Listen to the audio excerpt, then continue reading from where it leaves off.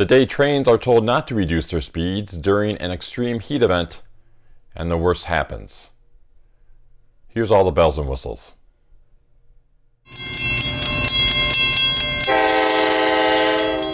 Hello everyone, Bill Wilson, Editor-in-Chief of Railway Track and Structures Media, with a look at the top news stories we were following the week ending July 29th.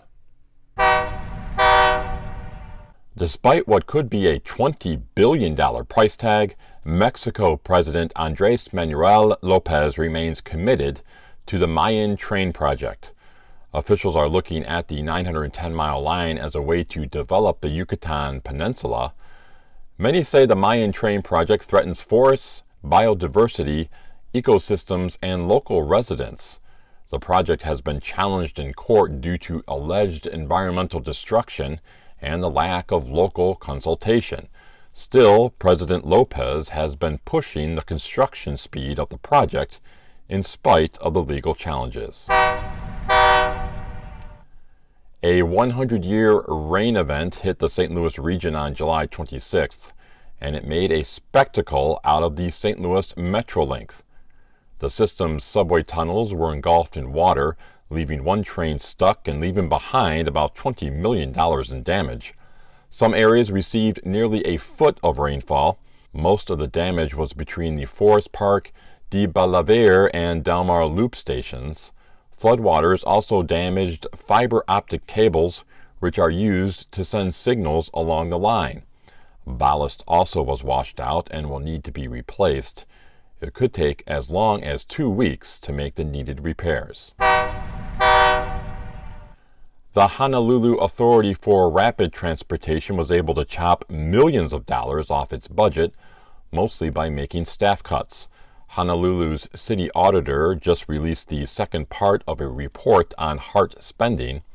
The agency has been under fire in recent years due to a light rail system that sits unfinished and project cost overruns. The report shows $246 million in savings due to staffing changes. The Myoka shift also is saving big money. HART decided the guideway would be built on the mountainside of Dillingham Boulevard instead of the ocean side. The move saved on utility relocation costs, reduced the project schedule, reduced the need for contingency funds, and required fewer studies and consultants. A total of $165 million was saved. So was Bart having a brain cramp? Did it just zone out? Nobody really knows for sure, but how the agency handled an intense heat situation in June was not how it has handled similar incidents in the past. A train did end up derailing during rush hour. Fortunately, there were only about 50 passengers on board, and only a few minor injuries were reported, but the track was 140 degrees, and rails designed to withstand temperatures not much over 110 degrees.